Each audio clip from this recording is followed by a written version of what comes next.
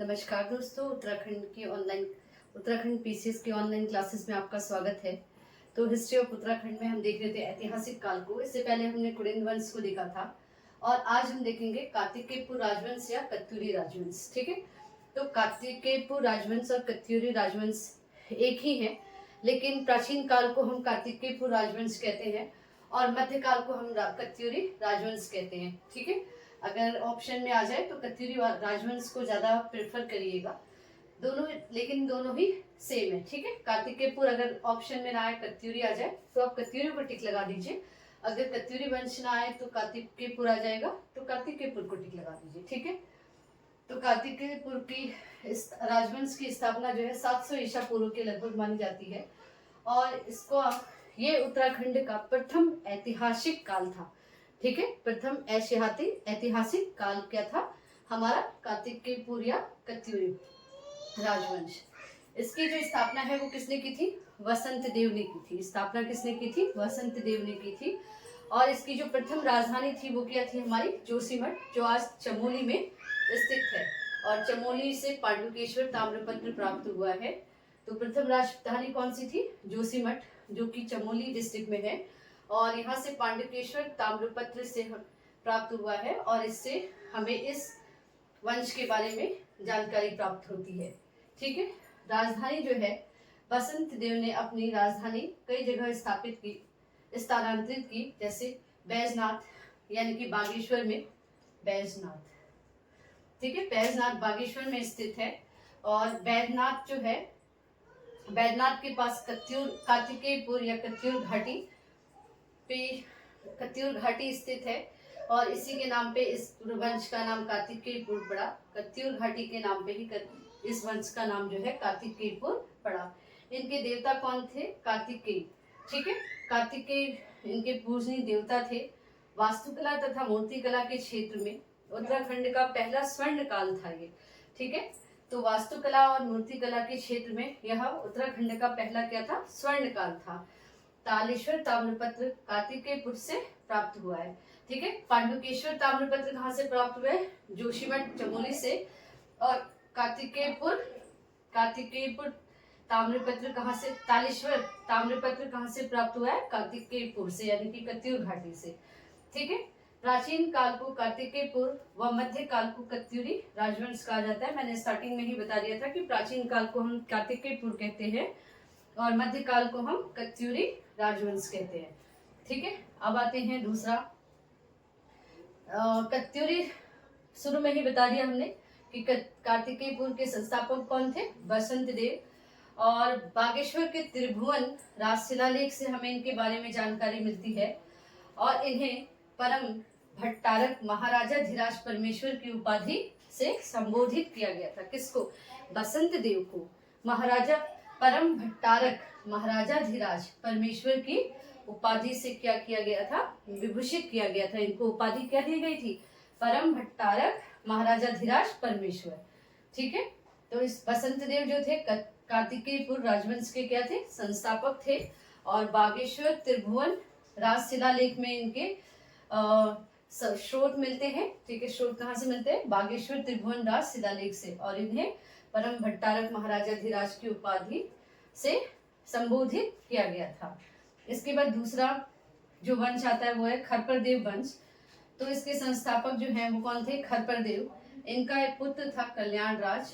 ठीक है, खरपरदेव का जो पुत्र था वो कौन था? कल्याण राज था। और खरपरदेव का अंतिम शासक कौन था? त्रिभुवन राज। ठीक है, त्रिभुवन राज। और इनका भी स्रोत कहाँ? इनका भी उल्लेख किसमें मिलता है? बागेश्वर त्रिभुवन राज शिलालेख में। किसमें मिलता है? बागेश्वर त्रिभुवन राज शिलालेख में इनका उल्लेख मिलता है। ठीक है, जब यहाँ पे त्रिभुवन राज शासन कर रहा होगा ना, तो भारत के अलग अलग जगहों पे अलग अलग राजा शासन कर रहे होंगे। तो बंगाल में एक राजा था धर्मपाल, जो बंगाल में उस टाइम बंगाल का शासक था। तो बंगाल का राजा नालंदा शिलालेख में इसके बारे में उल्लेख मिलता है। ठीक है, नालंदा शिलालेख के बारे में नालंदा शिलालेख में खरपरदेव के बारे में उल्लेख मिलता है। ठीक है, बंगाल के शासक ने, और उससे हम अंदाजा लगा सकते हैं कि जो बंगाल का शासक था धर्मपाल, उसने उत्तराखंड के राजा जो थे खरपर देव, इन पे क्या किया, आक्रमण किया और इस युद्ध में त्रिभुवन राज जो है वो, सॉरी, जो यहाँ का अंतिम शासक था त्रिभुवन राज, तो धर्मपाल और त्रिभुवन राज के बीच में युद्ध हुआ होगा, जिसमें धर्मपाल जो है वो वीर गति को प्राप्त हो गए होंगे, इस युद्ध में मारे जाते हैं।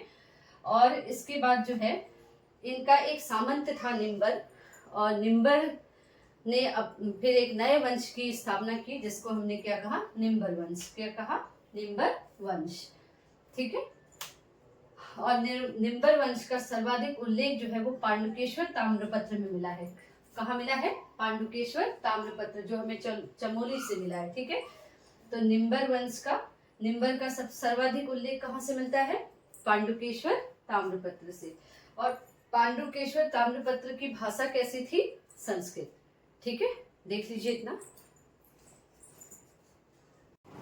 उसके बाद आता है निम्बर वंश के शासक। तो निम्बर वंश के संस्थापक जो थे वो निम्बरदेव थे।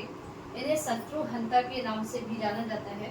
तो एग्जाम में क्वेश्चन पूछा जा सकता है कि शत्रुहंता के नाम से किसको जाना जाता है, तो वो है आपके निम्बरदेव। कौन है, निम्बरदेव। ठीक है। निम्बरदेव को शत्रुहंता के नाम से भी जाना जाता है और ये शैव धर्म के अनुयायी थे। ठीक है। इसके बाद इष्टगण, इनके बाद इनका जो पुत्र था इष्टगण, उसने उत्तराखंड पे शासन किया और इष्टगण ने उत्तराखंड को एक सूत्र में बांधने का प्रयास किया। ठीक है। तो उत्तराखंड को एक सूत्र में बांधने का प्रयास किसने किया, इष्टगण ने। ललित सुरदेव यह एक महान निर्माता थे। ललित सुरदेव क्या थे, एक महान निर्माता थे। पांडुकेश्वर के ताम्रपत्र में इन्हें कली कलंक पक्ष में मग्न धरती के उद्धार के लिए 12 अवतार बताया गया है। ठीक है। पांडुकेश्वर ताम्रपत्र कहाँ पे है, जोशीमठ में, कई बार हम बता चुके हैं। तो पांडुकेश्वर के ताम्रपत्र में इसे कली कलंक पक्ष में मग्न धरती के उद्धार के लिए 12 अवतार बताया गया है। इसके बाद आते हैं भूदेव। तो ललित देव का पुत्र जो था वो भूदेव था। इसने बैजनाथ मंदिर के निर्माण में सहयोग किया और भूदेव जो था निम्बर वंश का अंतिम शासक था। ठीक है। निम्बर वंश का अंतिम शासक कौन था, भूदेव। अब आता है कार्तिकेयपुर राजवंश का तीसरा परिवार, सरोलादित्य राजवंश।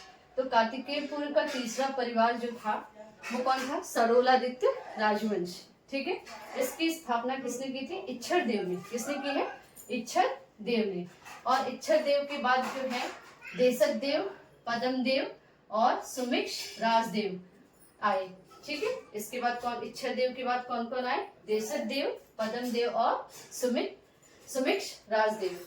ठीक है। तो भारत के महान दार्शनिक और धर्म प्रचारक जो थे शंकराचार्य।